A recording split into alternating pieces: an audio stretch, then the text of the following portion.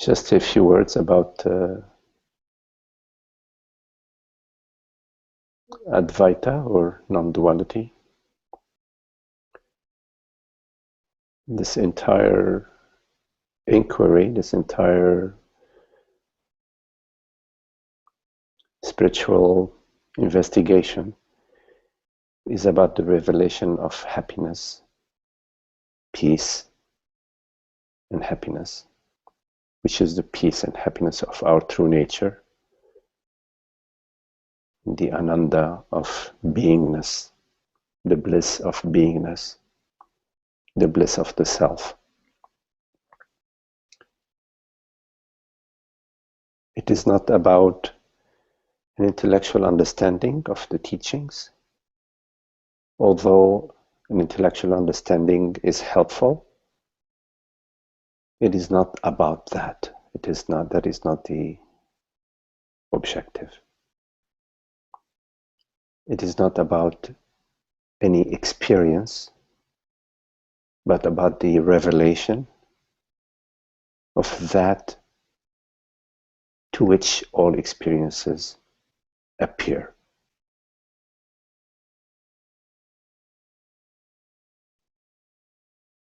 It is not about any worldly accomplishment, although worldly accomplishments do not interfere.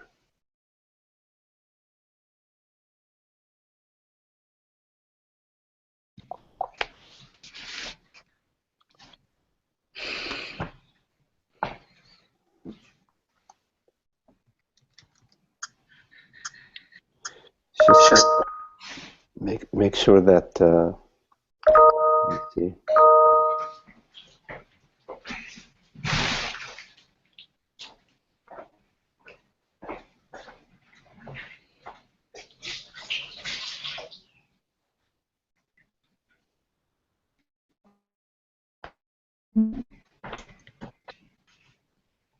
Oh no, I can't hear. When you move your cursor to the top of your screen, you should be able to mute your mic. The reason why is because the ambient noise gets picked up by when your mic is not muted. And whenever you have something that you would like to share or explore, then you can unmute your mic, or I will unmute your mic, either way.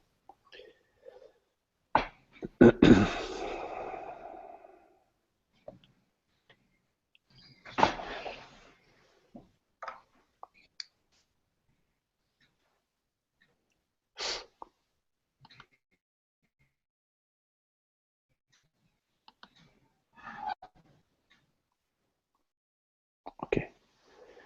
And let me know, please, if you cannot hear me, or if there is any issue with anything that I say that is not clear. Please do not hesitate to ask. Sky, hello Sky. I see your question. Sky, you ask, how is the path to Advaita? How is the path to Advaita a letting go and a taking in?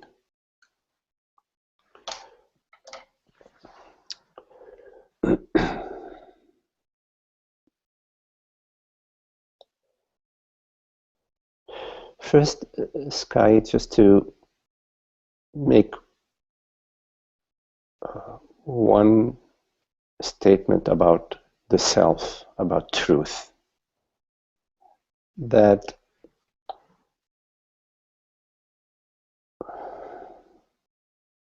the self is eternal. What we truly are is eternal. Consciousness is eternal, it's non-dual. There is no such thing as a dual consciousness. There is no duality in consciousness. In other words, Advaita, non-duality, is the reality of consciousness. Consciousness is non-dual. So the path to non-duality is a direct revelation of that reality. It is not a discovery of something new, like a new discovery. It is a revelation, and this revelation is available when the erroneous points of views, when the erroneous belief dissolve, when the belief in separation is investigated into, is scrutinized, is looked into. What is revealed is that that is an illusion, that separation is an illusion. There is no such thing as a separate consciousness. That consciousness is not limited to any specific body-mind. And in that revelation, the impression that I am a body-mind is has a crack in it. It ceases to it ceases to be the solid, unshakable belief that we used to have. And in time, as is this inquiry into the non-dual nature of consciousness, as this inquiry deepens, the impression of separation dissolves. So your question about how is the path of Advaita, is it a letting go? In a way, you could say that yes, it is a letting go. It is a letting go of ignorance, meaning it is a letting go of the false beliefs. The core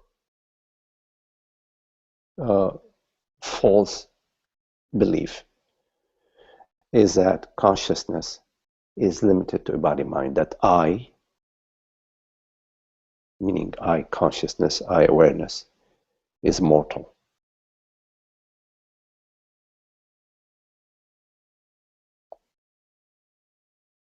Once that belief is not on board, completely not on board,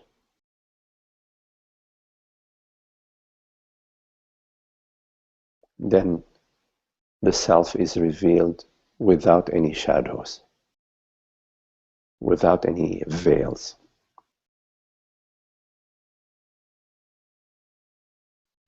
But this letting go requires your interest and requires your contemplation, your investigation, your exploration. And the exploration is the inquiry into whether this belief that I, consciousness, is limited, whether this belief is founded on any evidence, on any facts, or whether it is an inherited belief structure. But before you can do that, Sky, you need to investigate what you are truly. In other words, you need to come to a certain understanding that you are consciousness, that you are presence. Meaning, whatever it is that perceives this perception right now is consciousness. That the real perceiver, the reality of this moment is consciousness and not a body-mind impression.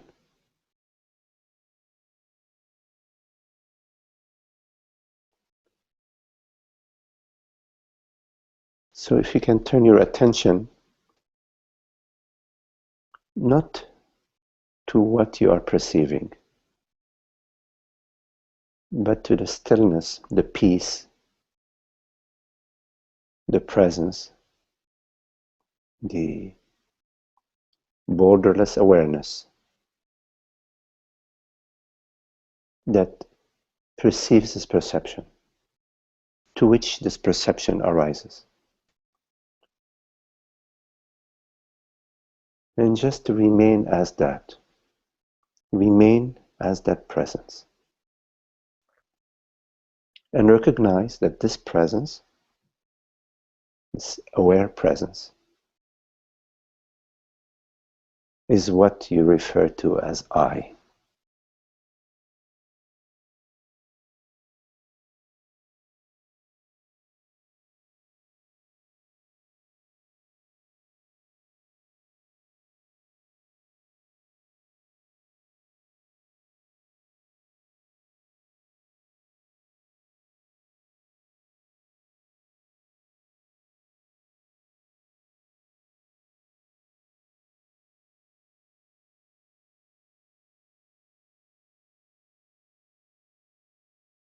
So you remain in your unknowingness, meaning there are no beliefs on board. You don't know for a fact that you are a form. You don't know for a fact that you are born.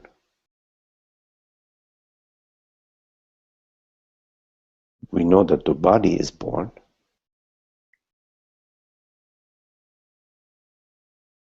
but we do not know that consciousness is born.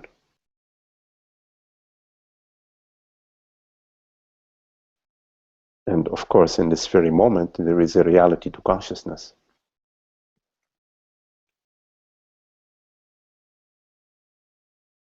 So you remain in your not knowing and open.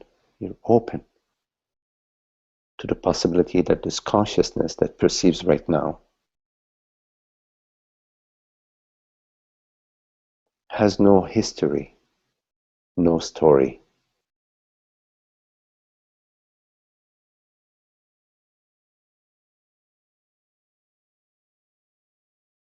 It's not born, it's not going anywhere. Has no density, no specific limitations or shape or form.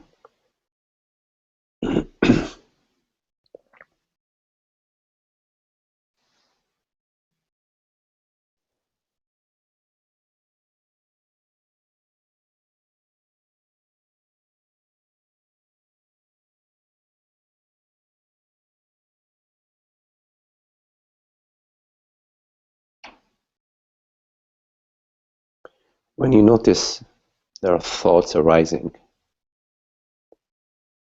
or bodily sensations or feelings arising, turn your attention to the aware space in which they arise.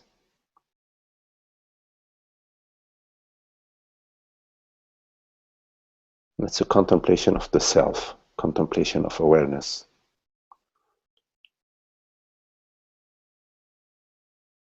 Turn your attention to the I, what we refer to as I, that perceives all perception. There is only one I.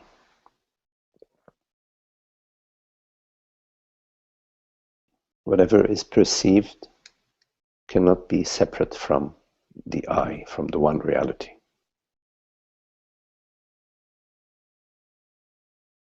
There is the reality of perception, the reality of consciousness, and the reality of what is perceived is the same reality.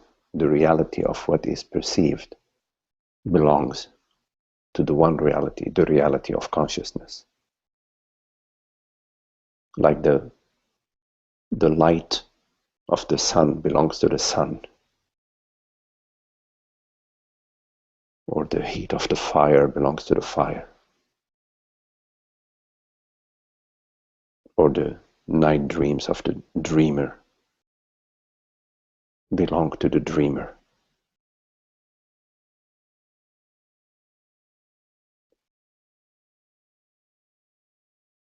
But no event, no dream event, no perception can define the perceiver. No dream event can define the dreamer. And yet the dreamer defines all dream events.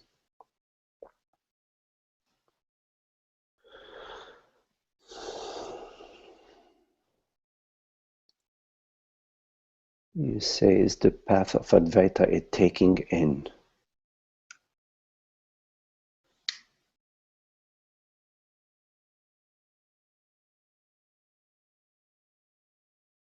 Who would take anything in?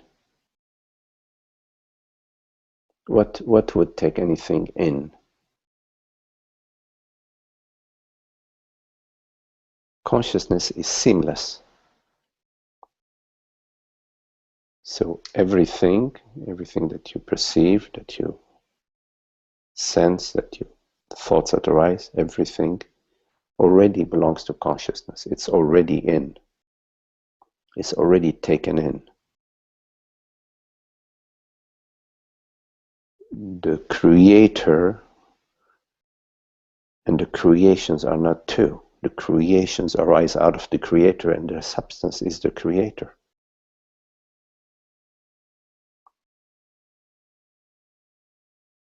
All the music that came out of Beethoven and Mozart, they were not apart from them. They were intimately them. So they're already taken in. There is nothing that is apart. There is no external reality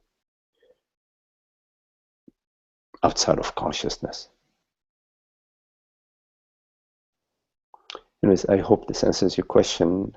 If it does not, please feel free to probe some more.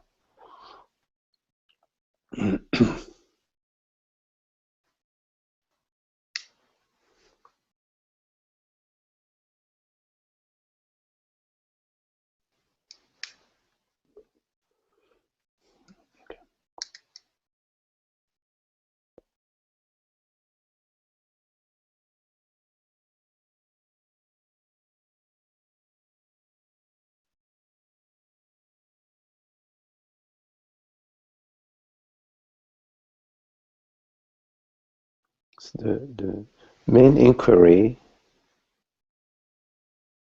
is about, am I this person that I imagine myself or feel myself to be?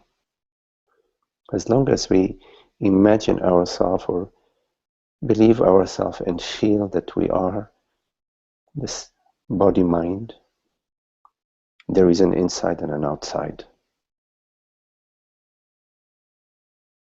And there is unhappiness because there is division.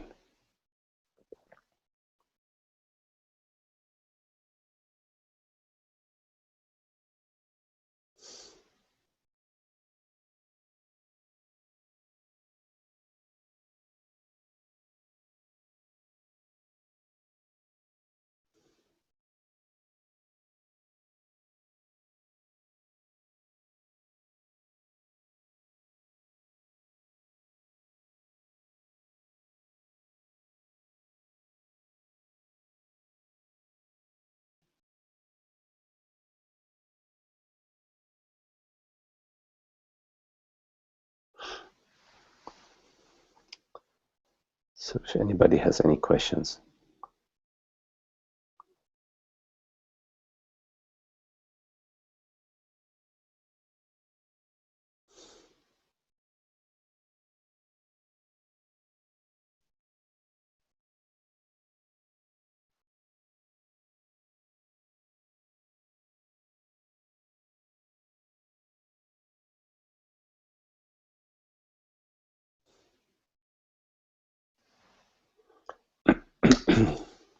Hello, Isaac.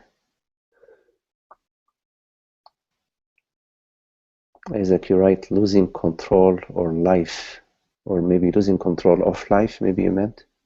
Yes, control of life. Yes, losing control of life. Situations, fear and distrust.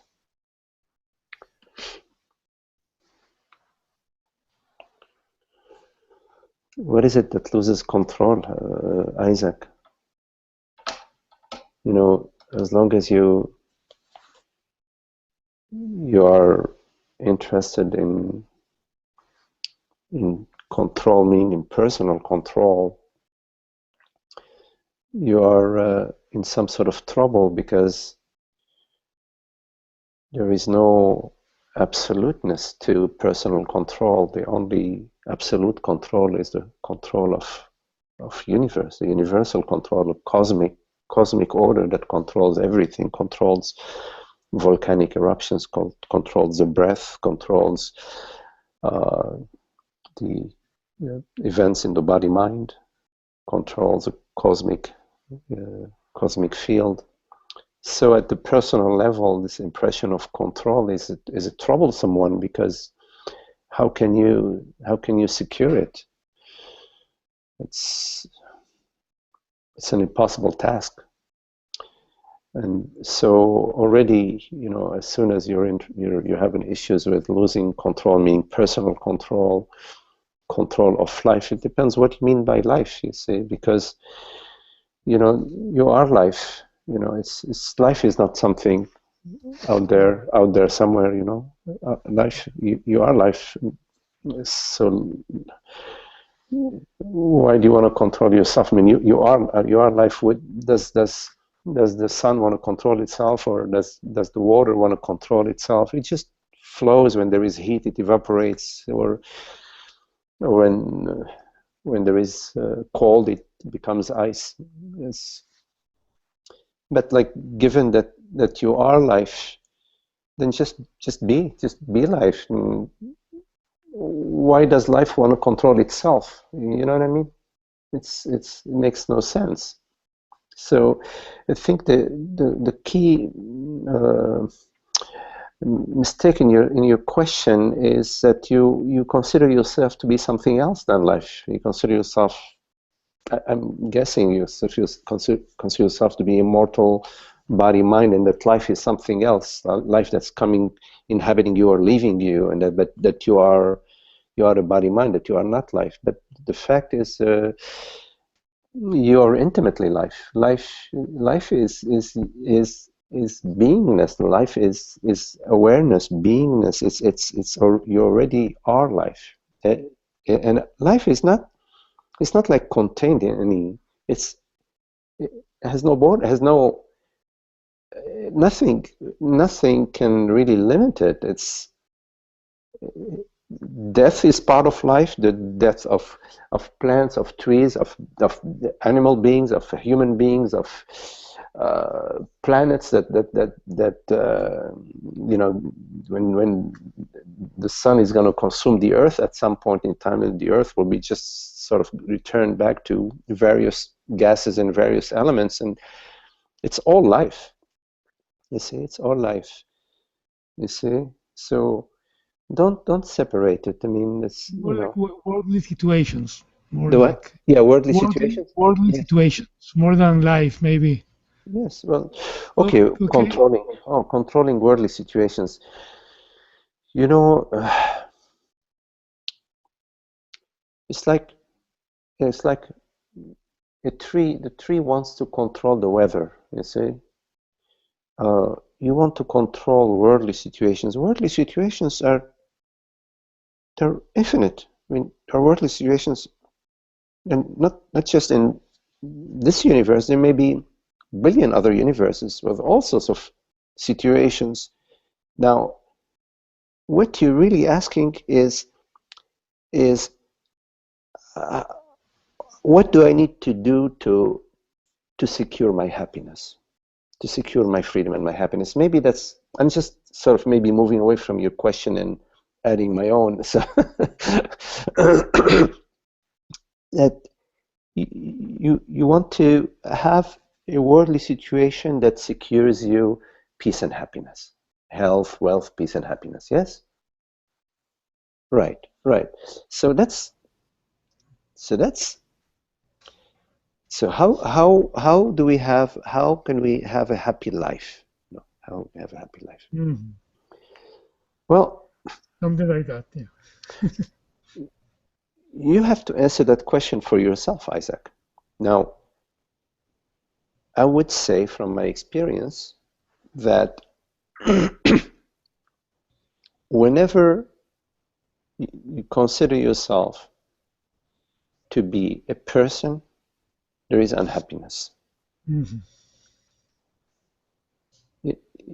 It's not like, some people believe that, okay, whenever I lose my friends, I'm unhappy. Whenever I lose my partner, I'm unhappy. When I lose money, I'm unhappy. And when I lose my job, I'm unhappy. No, that's not so. You have to look for deeper than that. You will find that unhappiness is a result of taking yourself to be a person.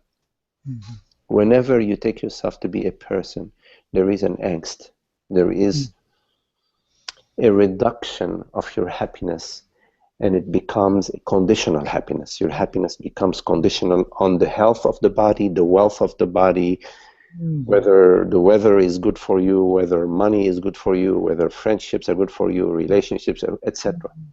So yes, so your happiness becomes conditional, and a conditional happiness, Isaac, is doomed. Mm-hmm.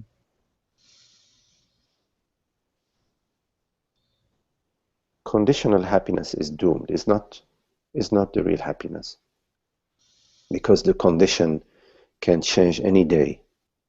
Yeah. And the happiness that you had today is gone tomorrow. Yeah. Right.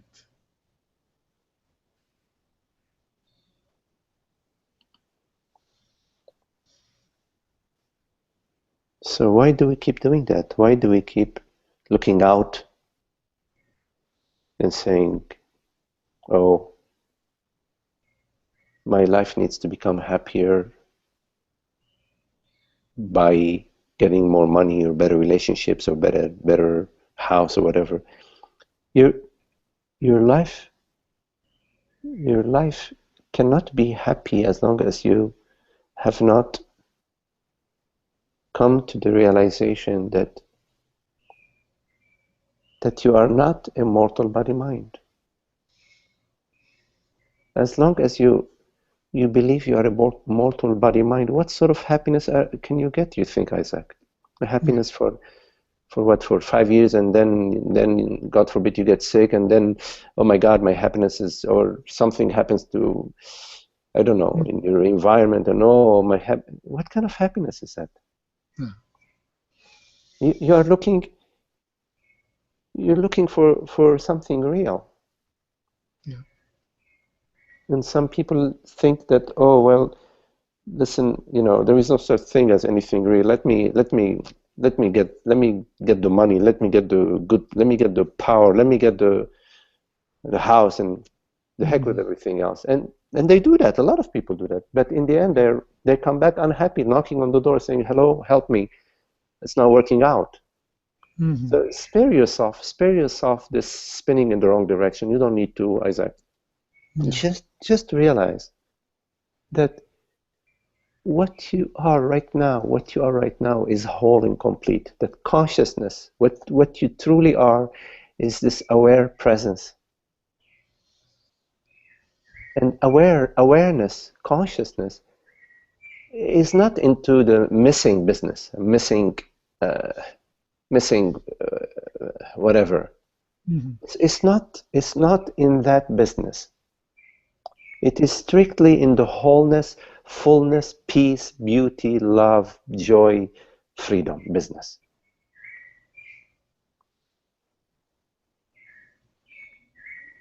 The conditions that the mind places upon you are imaginary conditions. Yeah.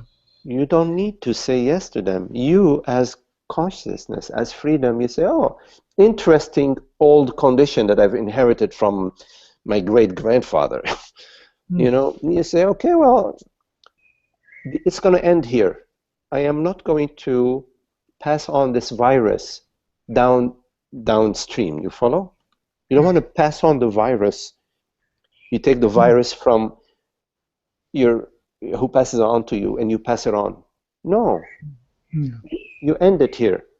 You say, no, I am not going to play the happiness, unhappiness game, happiness, unhappiness, happiness, unhappiness, happy when I get this, unhappy when I lose it, happy when I get this, unhappy when I lose it. No, not to come to the full revelation of I am, what I truly am. It's God's gift.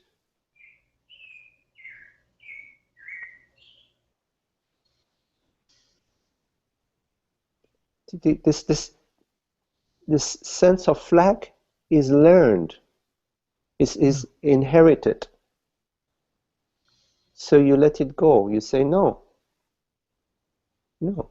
These thoughts about, oh, my life, my this, oh, this, I'm gonna just watch them flow by, because I am the watcher, the perceiver, all of that. I am not the victim of that. You see?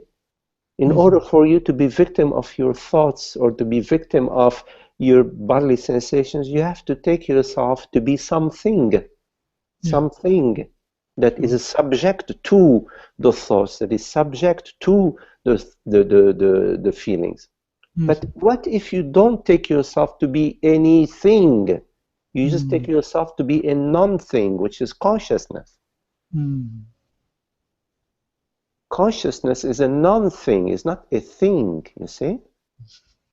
Yeah. But it's a reality. There is consciousness right now. Without consciousness, what would be this conversation?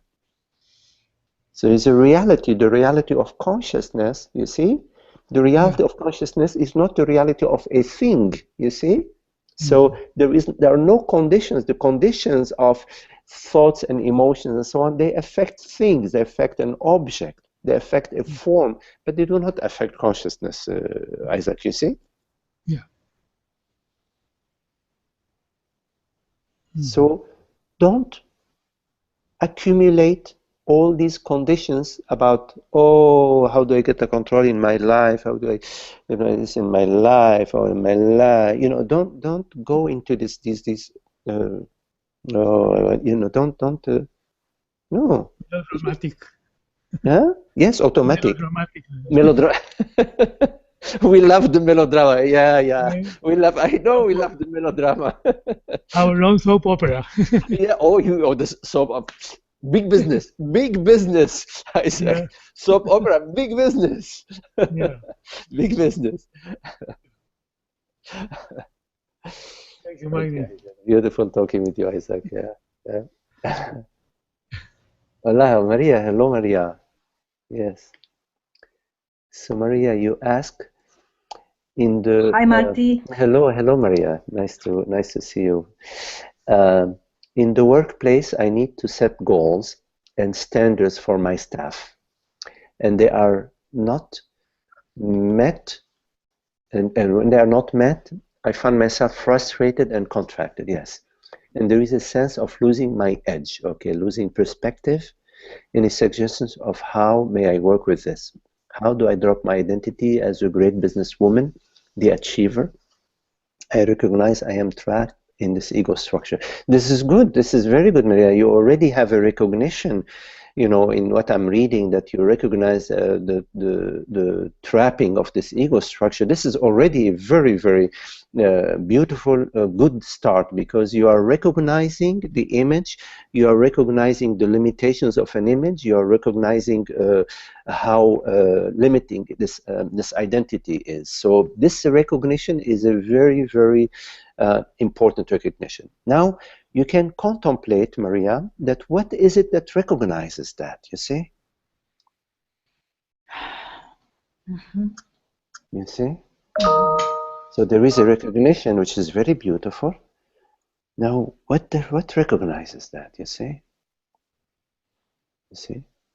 And stay as that. Yeah? Stay as that question, that turning your attention to what is it that recognizes that. Just staying with that, because staying with that is staying with a reality.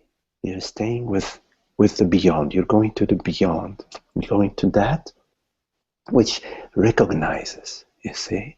And the recognition is beyond the mind. There is a mind level, that perceives and so on, but there is beyond the mind that recognizes, identity, limitation. There is an identity, there is a contraction here, and this contraction spreads into the entire space, you see?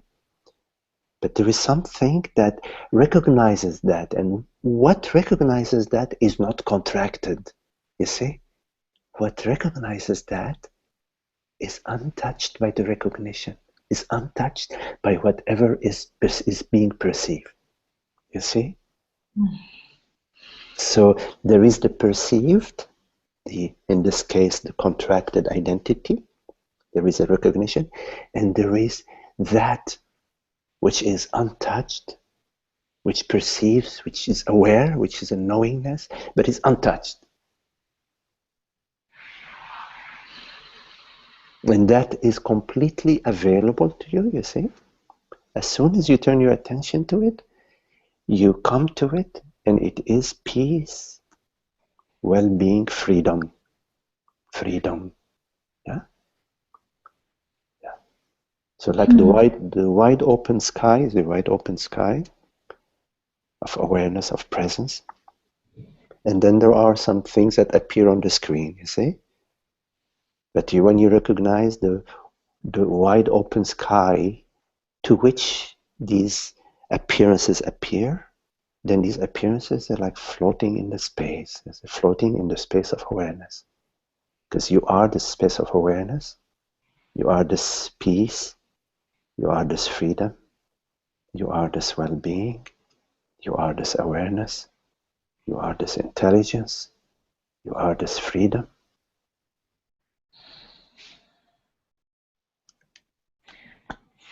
Well,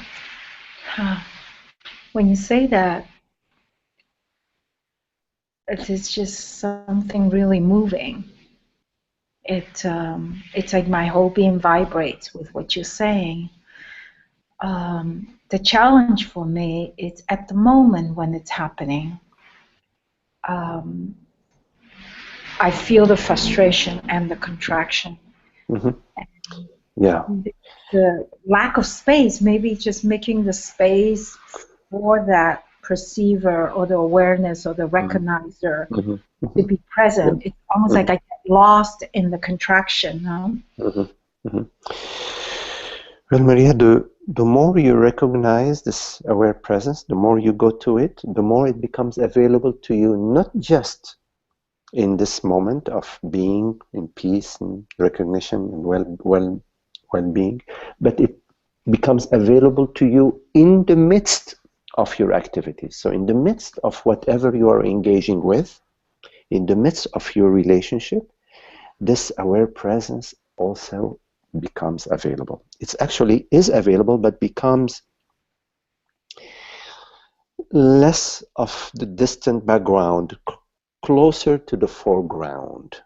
Yeah? Closer to the foreground. So for the meantime, in your relationship, in the world, with your tasks, your goals, and the various people that you're engaging in with,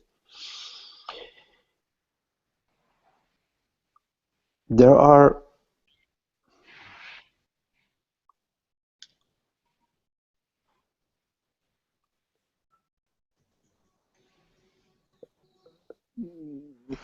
you relate with whoever you're relating with as yourself. Now, you know that with yourself, you are not always a sweetie pie, Sometimes you tell yourself, hey, Maria, get with it, you see? So in the same way, when I say you deal with the others like yourself, this does not mean just sweetheart, sweetheart, sweetheart. No, you sometimes also with yourself say, okay, listen, this is something that I need to do. I've promised to deliver these goods at 4 o'clock, and now it's 2 o'clock. It's time for me to get on the road, okay? It's time for me to get out of bed, get the things ready, pack them up, get them in the car, and deliver them. Yes? You do that with yourself, and similarly, you do the same thing with the people you are working with. But you know very well that you love yourself, because you are yourself and you are love. So you can, although you love yourself and you are love, sometimes you get up and you tell yourself, okay, I need to get up and get this task accomplished. And so you get up and you get the task accomplished. And what's really lovely is that you realize later on there was no big deal. You know, it was no big deal. Thinking about it was more complicated than actually doing it.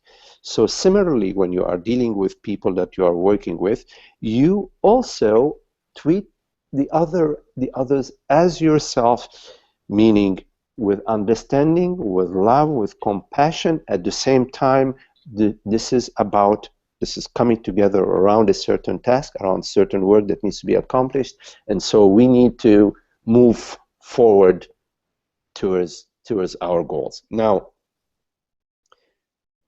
in your situation, you know, everybody is benefiting from joining forces. Everybody benefits from joining forces. Now, there may be some links in the chain that hurt the entire chain. And in this case, you need to address those specific links. And to say, okay, well, wait a minute. You don't need to be in this chain. You need to go into another chain that's different, or you need to be at the end of the chain, where if that link breaks, it doesn't break the entire chain. So there is an intelligent business thinking that looks at everybody's input and understands that everybody's input is equally important for the machine to operate. You see, and every person has different skills. Some people have very, very good prepping skills. Other people have very good serving skills. Other people have a very good decorating skills. Other people have very good social and interactive skills, etc. Okay? Not everybody has all these the correct skills. I mean, it's really important for the correct people to be in the right positions. But I mean, I'm talking generically that, you know, in a business environment, everybody is rowing in the same direction. Everybody gains by moving with their strength in the right direction. And you, as if you are in a managerial position or an ownership position, you are in a place where you clarify the goals.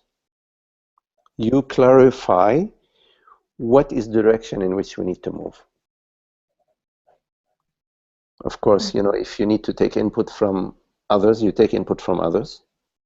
But it is upon you to steer the boat in the direction that you feel is the direction that benefits everybody. Now, if it's unclear for you what the direction is, then you need to seek some clarity about that.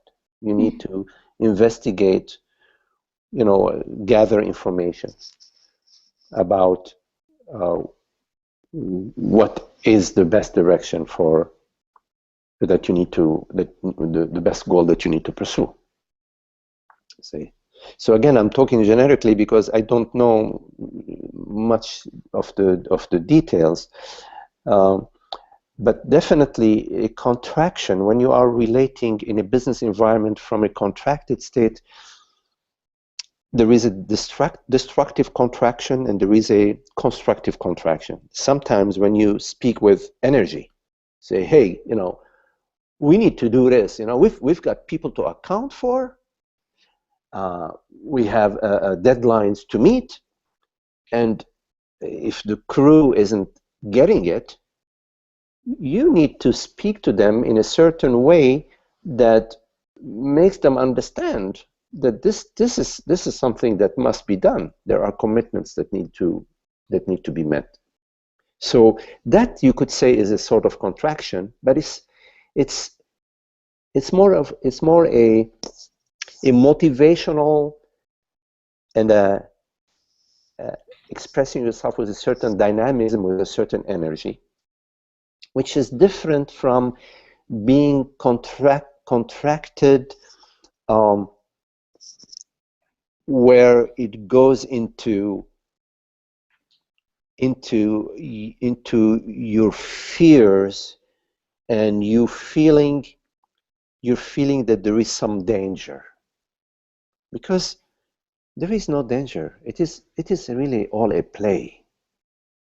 It is not. It's meant to be enjoyed. It's meant to be enjoyed.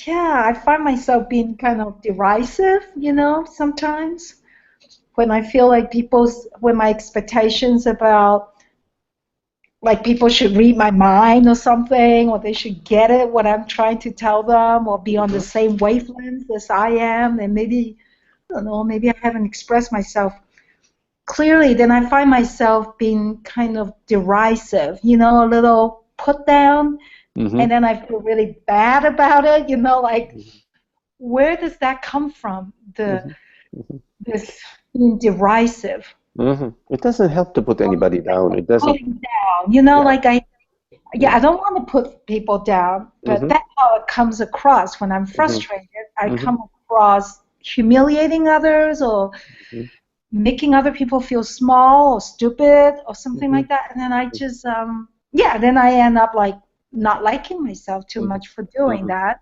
and I need to find out like what is it, where does that come from? Why do I need to put people down? Maybe because what you said about being threatened or feeling in danger. Yeah, and you also put other people down out of a sense of me and another, and of course there is a sense of danger. If you're very happy as a me, you're gonna sit down and enjoy hanging out with them. Right. But when you feel that there is something that's at risk, then your patterns, the me patterns arise. Maybe you're blaming, or maybe you aggress verbally, or there are various patterns that are basically connected to the sense of me, my emotions. There is an emotional state. Mostly fear or some sense of personal risk, personal something is at stake. So really, there is nothing at stake. Right. Of course, what's at stake is my ego identity as an achiever. So whenever I feel others are not, but you are not the ego. I mean, when I'm so identified with this achiever self. Yeah, but you're never 100%. You're a little bit identified with that, because your real identity is consciousness. I hope so. I don't want to just be identified like that. But no, your real identity is consciousness. Yes. No, your real identity is consciousness. The other comes and goes. So you're saying that you can galvanize a team together to achieve goals, but without this sense of controlling and a lot of effort, and I feel that like absolutely no. It has to be happy. Work. No. It's about happiness. It's about happiness. The waking dream is about happiness. The night dream is about peace and happiness. Now, whatever is not happy is the wrong direction. No, no. If you're efforting and controlling and this ego thing that you're talking about, all of these things you're talking about, that is unhappy, and that benefits nobody. It doesn't benefit you. It doesn't benefit anybody that's working with you. They go home, they made money, but they're like, oh my God, God, I had to listen to Maria say this and that to me. Oh, Who cares? But so no, it's about it has to be sweet and beautiful and lovely and happy. Okay, this doesn't mean we don't work our butt off. When sometimes we work our butt off. I know, I was in restaurant business many years ago, and it's when there is a rush hour, it's really crazy. But after that, it's a little but it has to be happy. If it's not happy, then what is it? Yeah, it's this whole goals and achieving. It just But it makes me very unhappy when there are goals to achieve. I feel like, I have to be in control to put everything together, like this feeling of shouldering all the responsibility for things to happen. Otherwise, things fall apart. I don't know whether that's another ego structure identity thing, like I think I'm the one that have to put the pieces together and hold it all together. And if I let loose a little bit, chaos, Yeah, I'm slightly familiar with that. I used to be a little bit like that myself, but try to delegate a little bit more. Risk it. Risk it. Okay. Risk it. Give wings to people who are around you. They have wings. Let their wings grow. This does not mean you are not going to be there to also guide them and give them advice and be there for them, but take some of the load off your shoulders and see.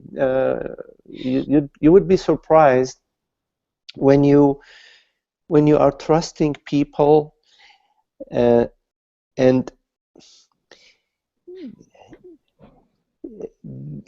you're present with them, you're advising them, you're available to them, but you're also telling them, hey, you can do it, give it a try, you can do it, let's try to do it and see how it works out. So you would be surprised, because in the long term you want to have the operation run smoothly. An operation like yours, there are a lot of details to it. There's a lot of pieces to it. It has a lot of variables. So you can't carry all of those on your shoulders. It's too much. So it's really important that you find a way to delegate. Of course, delegate to the right people, the people who have some leadership skills. Look for those people around in your space and see if you can experiment in that direction. I will. Thank you so much. Yeah, and the whole achievement thing, don't worry so much about it, because it's a burden, it's a burden. It is. Yeah, it's about everybody rowing together, everybody understanding that we're all together here in this game, in this that takes care of the body mind needs, and we're all benefiting, we're all working in the same direction. And we each have different roles, but every one of us has an important role. From the dishwasher to the chef to the interior decorator, etc., to the hostess. We all have an important role. Yeah. So thank you so much. Yeah. Okay, Maria. Okay, nice to see you, Maria. Very nice to see you. You, my dear. Okay. Sky, yes, Sky, you're right. Yes, being myself surprises me sometimes. I say things I regret. How can I love myself when this happens? Nobody is perfect, Sky. The body mind is not a perfect mechanism, okay? The body mind has all sorts of conditions to it, and it's not about being a perfect person, okay? It's not about being a perfect person. We have our fallibilities, we have our tendencies. Just you notice them in others, and as long as you're not overly judgmental of others, also don't be overly judgmental of yourself. And hopefully the others won't be too judgmental of you. So hopefully they will reciprocate. If they don't reciprocate, what can you do? I mean, you can't really control other people's tendencies. So loving yourself in spite of doing things that you regret. So as I said, these are conditions of the body-mind. But what matters above all is that you continue to contemplate, what am I truly? That is the key sadhana, is to contemplate, what am I truly? If you make mistakes in your life, things that you regret, okay, that's good. It's nice that you regret the hurtful things that we do sometimes. Okay, we regret them. Okay, hopefully next time we will be more understanding and we will not repeat our previous transgression. But again, what matters above all is that you come to the revelation of what you truly are. Because as long as you take yourself to be a man, to be a woman, to be a person, to be a mother, to be a father, you take yourself to be a person, there is going to be a sense of personal threat to you. And therefore, when we're threatened, we strike back. Okay, in some cases, one of the patterns is to strike back, to hurt the other. When we feel that we are being intimidated, we become the intimidator.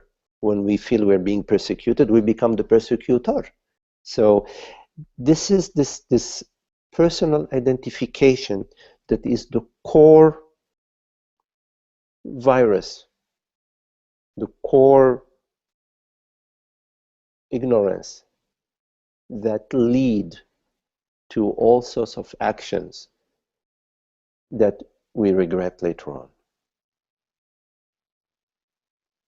But in the contemplation that what am I truly, what is the reality of this moment, what is it that truly perceives right now, you may come to the revelation that it is consciousness that perceives, and that I am this consciousness, this aware, perceiving consciousness.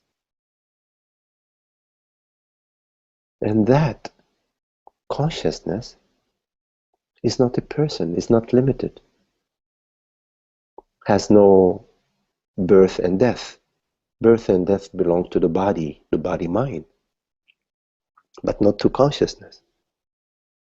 Consciousness, there is no experience of a birth of consciousness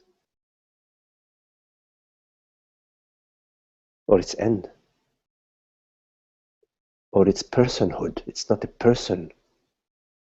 Person appears, the impression of person, the impression of a male or a female appears in consciousness. But consciousness does not appear.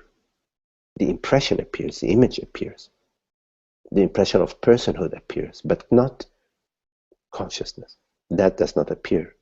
But that is the reality that perceives. That is what I am, I, the perceiver.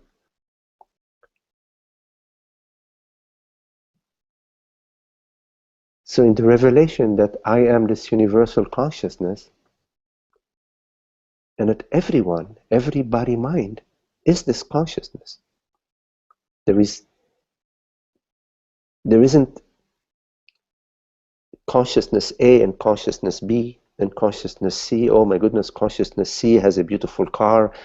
Consciousness A, I don't have such a beautiful car. Consciousness B has a great job. Consciousness A does not. It's not like that. It's one consciousness, one reality.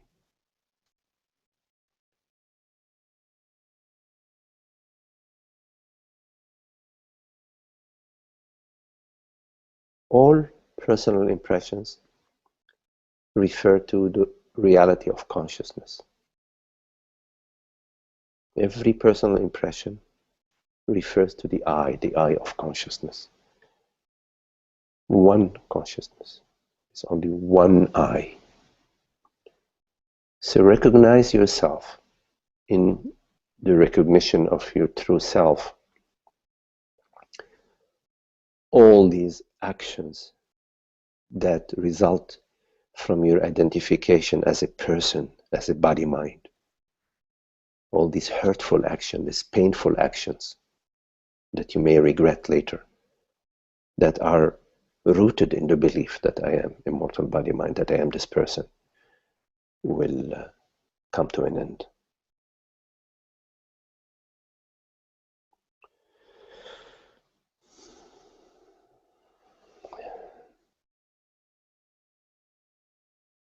In the meantime, in your interactions, of course, you know, you learn from the behaviors that are hurtful, but you can also observe that whenever you're hurting somebody or you are feeling hurt, it's because you have identified yourself as me, as a person, as a body-mind, and the other as a separate, different body-mind.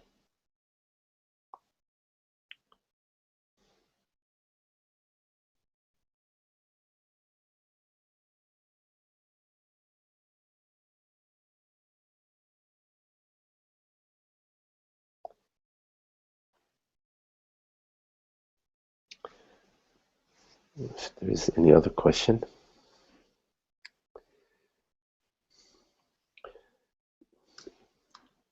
Okay, Sky.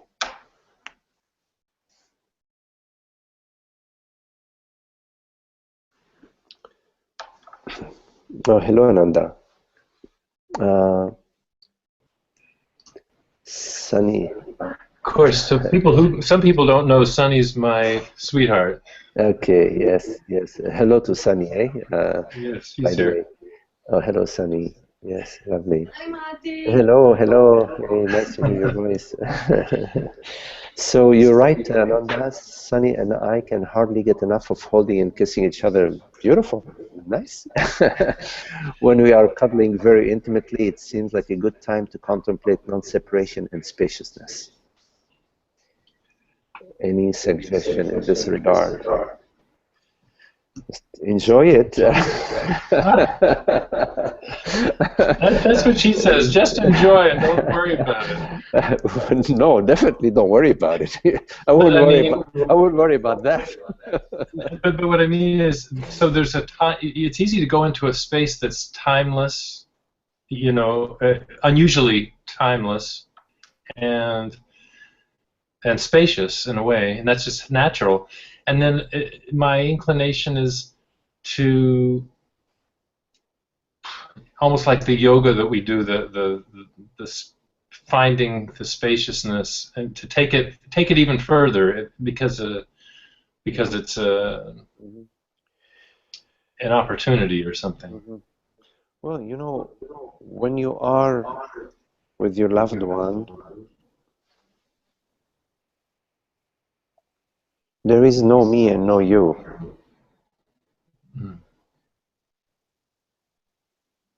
It's just love, borderless love. Just this is consciousness celebrating itself in this loving, wakeful dream between those two.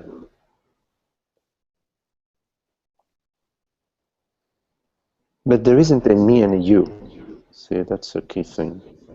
So you don't need to have some idyllic revelation of consciousness in some idyllic state.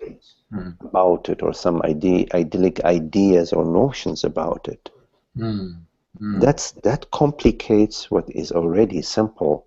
When you are enjoying a beautiful view, enjoying being together intimately, or just having, your hand on her arm or whatever, is peace. There is beauty, is love. And there may be gratitude, being grateful. This is really so beautiful. This is such a gift to say thank you to this beautiful gift that it's taking this form.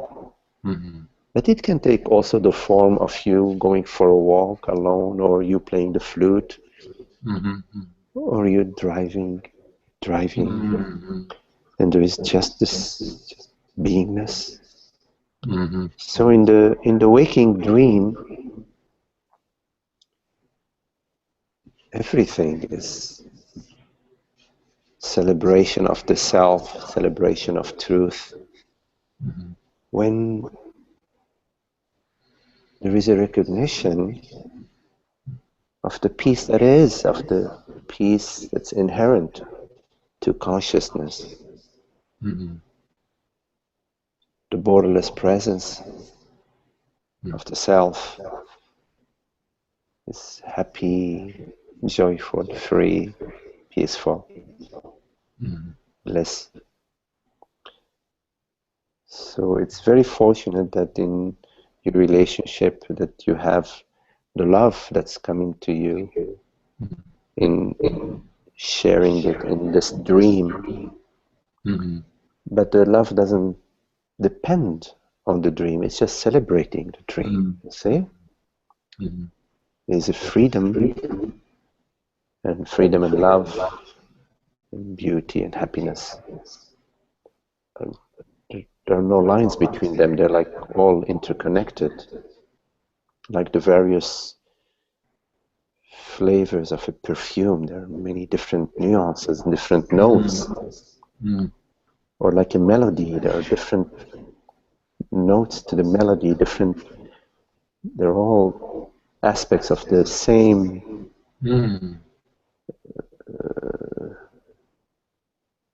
quality. And you're saying that's like all the different experiences in life, all the different moments each is with its own. Yes, absolutely. Yes. In this very moment right now, this beauty, this love, this friendship, this contemplation. It's the self appearing as that. Consciousness taking on this form. So there is not just what is appearing, but it's also the reality of consciousness. Right. Yes, as usual, you're directing me to the real thing, not thinking about it, but opening to it wholesale. Yes. Well, don't complicate it. Yes, it's simple already. It's beautiful. Don't. What Francis says: if it's not broken, don't fix it.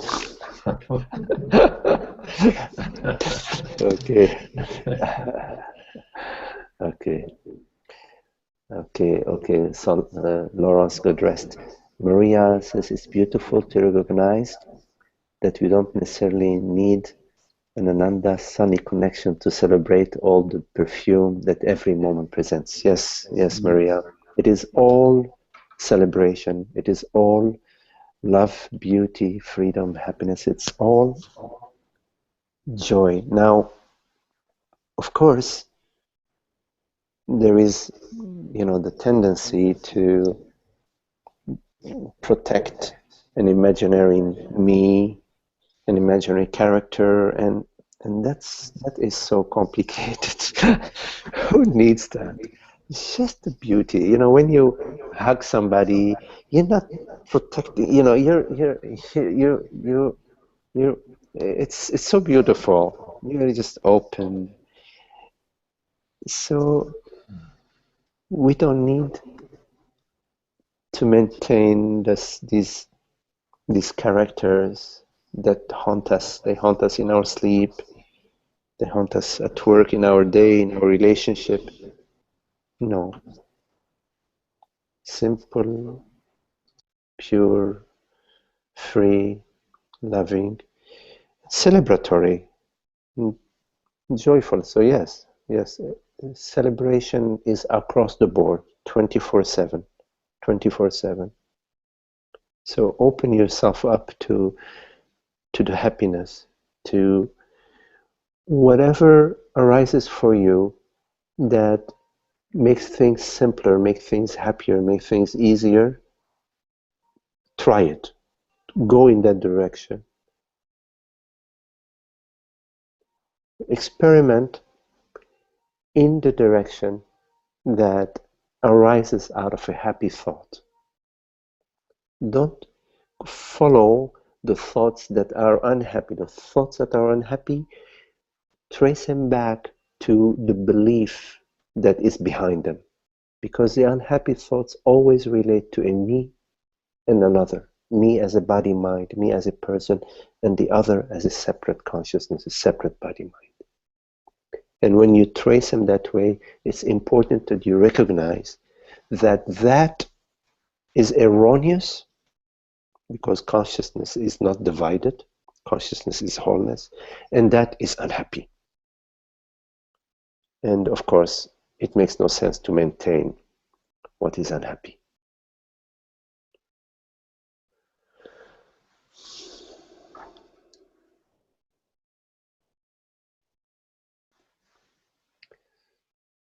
Okay, so it's very beautiful to spend time with you all. Nice to see all of you, Isaac, and everybody who is here sharing. Maru, hello Maru, and Doug, and Bye. Sky, and everybody. Namaste. Thank you. See you soon. Thank you, Marty. See you soon. Okay, nice to see you. Hello Maru. Okay. Bye.